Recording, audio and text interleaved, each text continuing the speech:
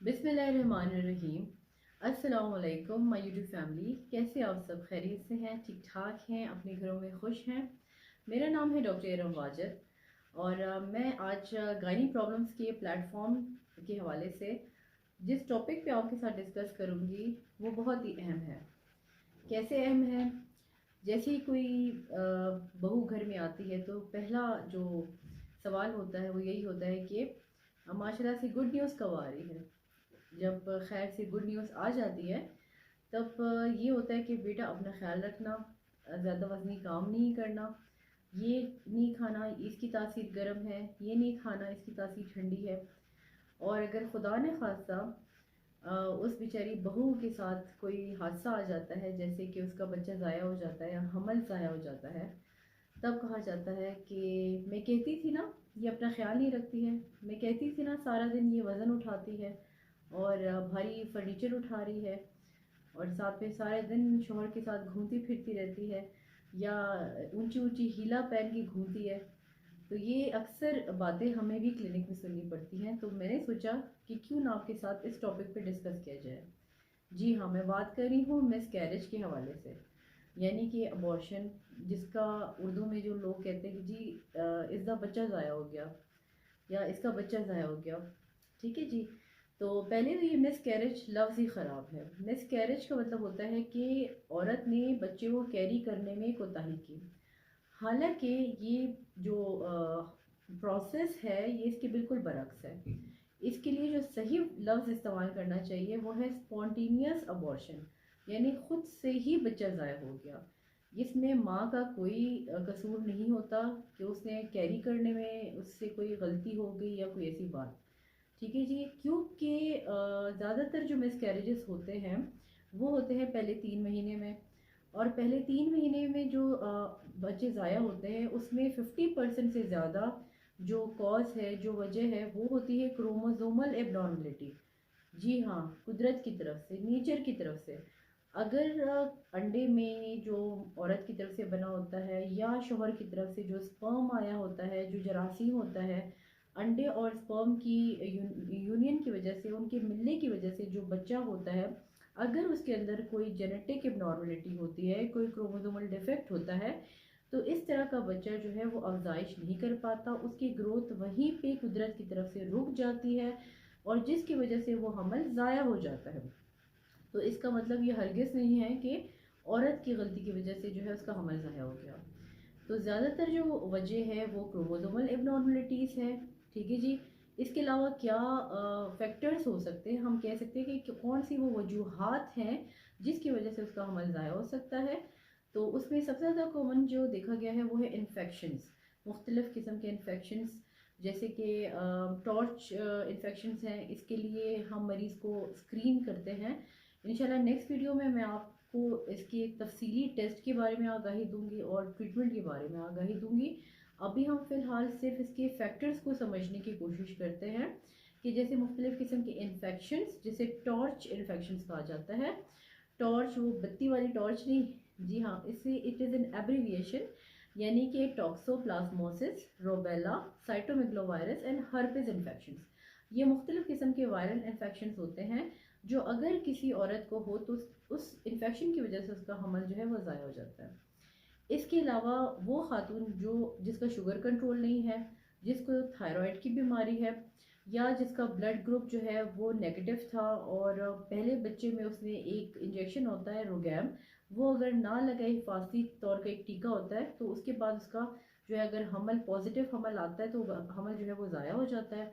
तो इसके अलावा जो है मुख्तलिफ़ किस्म के इन्फेक्शन हो गए, मेटाबॉलिक डिजीज़ हो गए, जैसे थायराइड और उसकी मैंने बात की आपसे, न्यूट्रिशनल डिफिशेंसीज, जैसे बहुत सिवियर मैल न्यूट्रिशन, औरत जो है बिल्कुल अपनी डाइट का ख्याल नहीं रखती है, बहुत ज़्यादा कमज़ोर है, उस केस में भी हमल ज़ाया हो जाता है। यानी ये फैक्टर कंट्रीब्यूट करता है टुवर्ड्स द मिस कैरेजेस। और इसके अलावा जो है अगर बच्चेदानी के अंदर जो है कोई जैसे गोश्त वाला दाना होता है जिसे हम फिब्रॉइड कहते हैं, रसोली कहते हैं, या अगर यूट्रस की कंडीशन ऐसी है कि वो बच्चे को एक्सेप्ट नहीं कर रही है और ट्यूब में प्रेगनेंसी हो गई है, ट्यूबल प्रेगनेंसी, तो वो हमल भी ज़ाया हो जाता है। और इसके अलावा बचदानी का मुंह बहुत ज़्यादा कमज़ोर है, जो बहुत ज़्यादा मतलब क्या कहते हैं उसे, पेनलेस अबॉर्शंस की वजूहात का बायस बनता है सर्वाइकल इनकॉम्पिटेंसी, यानी बचतानी का मुंह जो है वो प्रेगनेंसी को रोक नहीं पा रहा और वक्त से पहले ही उसमें मतलब वो खुल रहा है, जिसकी वजह से वो हमल ज़ाया हो जाता है, तो इसे सर्वाइकल इनकॉम्पिटेंसी कहते हैं। और आम आम जिंदगी में आपने सुना होगा कि किसी मरीज़ को डॉक्टर ने कहा है कि भाई बचतानी के मुंह पे हम आपके टांका लगा देते हैं ताकि आपका हमल ज़ाया ना हो, ठीक है जी। सर्वाइकल सर्कुलेज की मैं बात कर रही हूँ। तो ये कुछ वजूहात थी जिनकी वजह से जो है वो बच्चा ज़ाया होता है। इसके अलावा मैं आपको टाइप्स बता देती हूँ कि किस किस कितने किस्म के अबॉर्शन होते हैं। एक तो जी अबॉर्शन होता है जिसे हम कहते हैं मिस्ड अबॉर्शन। मिस्ड अबॉर्शन का लफ्ज़ इसलिए इस्तेमाल किया जाता है क्योंकि ये अबॉर्शन जो है ख़ास तौर पे ख़वातीन से मिस हो जाता है, मतलब ख़वातीन को पता ही नहीं चलता कि मेरा अबॉर्शन हुआ है। जो वो डॉक्टर के पास जाती हैं, अल्ट्रासाउंड पे पता चलता है कि जी उसके बच्चे की ग्रोथ ही नहीं हुई है, और दूसरे महीने के बाद बच्चे की ग्रोथ नहीं हुई है, और वो औरत समझ रही कि मैं भाई 3 महीने या चौथा महीना मेरा प्रेगनेंसी का चल रहा है, तो इसलिए ज़रूरी है कि हम वक्त पे अपने डॉक्टर के पास जाके चेकअप कराएं। और दूसरा होता है कंप्लीट अबॉर्शन। कंप्लीट अबॉर्शन में ये होता है कि अचानक से एक खून का लौथड़ा औरत के जिस्म से खारिज हो जाता है और उसके बाद ब्लीडिंग रुक जाती है, तो ये है कंप्लीट अबॉर्शन। और एक किस्म होती है इनकम्प्लीट अबॉर्शन। इनकम्प्लीट का मतलब है कि वो प्रोसेस तो शुरू हो गया है लेकिन अभी वो बंद नहीं हो रहा और वक्तन फ़वक्तन औरत को जो है वो ब्लीडिंग हो रही होती है। तो ये एक किस्म की ख़तरनाक टाइप हम कह सकते हैं, क्योंकि ख़ास तौर पे जो गाँव देहात की ख़वातीन होती हैं उनको महीने से ब्लीडिंग होती जाती है लेकिन वो डॉक्टर के पास नहीं जाती हैं, तो जिसकी वजह से सिवियर एनीमिया के साथ उनकी डेथ भी हो सकती है।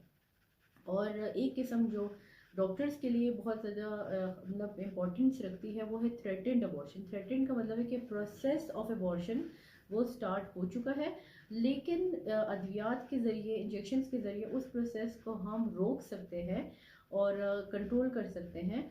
लेकिन अगर उसी अबॉर्शन में कोई मेजर डिफेक्ट होता है बच्चे के अंदर तो उस थ्रेटेंड अबॉर्शन को कोई दवाई या इंजेक्शन के ज़रिए हम रोक नहीं सकते, और इस तरह का जो थ्रेटेंड अबॉर्शन है वो इनएविटेबल में कन्वर्ट हो जाता है, यानी कि उस प्रोसेस को हम रोक नहीं पाएंगे। अक्सर मरीज़ आते हैं कहते हैं डॉक्टर साहिबा आपने तो 5,000 वाला टीका भी लगा दिया, तो जी मैं दवाई भी टाइम पे खा रही हूँ लेकिन फिर भी मेरा बच्चा नहीं बचा।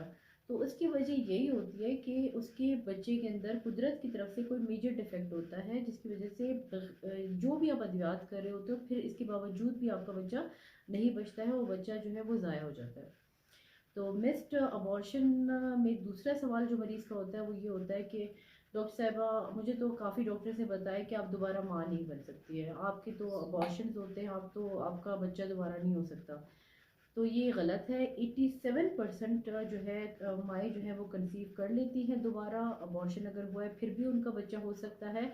और लेकिन ऐसे केसेस जिसमें मतलब कंटिन्यूसली जो है एक के बाद दूसरा तीसरा चौथा अबॉर्शन अगर हो रहा है तो इसमें टेस्ट की ज़रूरत है कि वो औरत अपनी प्रॉपर टेस्टिंग करवाए कि इसके पीछे वजह क्या है।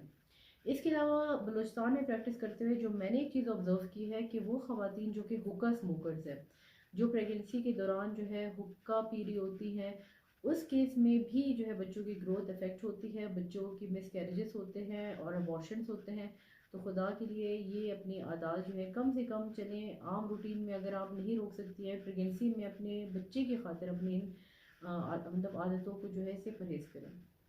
फिर दूसरा ये है कि बिकॉज अबॉर्शन का जो प्रोसेस है वो बहुत ज़्यादा मतलब एक पेनफुल एक्सपीरियंस होता है कपल्स के लिए, तो इसमें हमें फ़िज़िकल हीलिंग के साथ इमोशनल हीलिंग की भी ज़रूरत है। हमें चाहिए कि बीइंग अ फैमिली उस औरत का ख्याल रखें, उसको सपोर्ट दें, क्योंकि इस टाइम पे वो बहुत ज़्यादा ही मेंटल ट्रॉमा से गुजर रही होती है।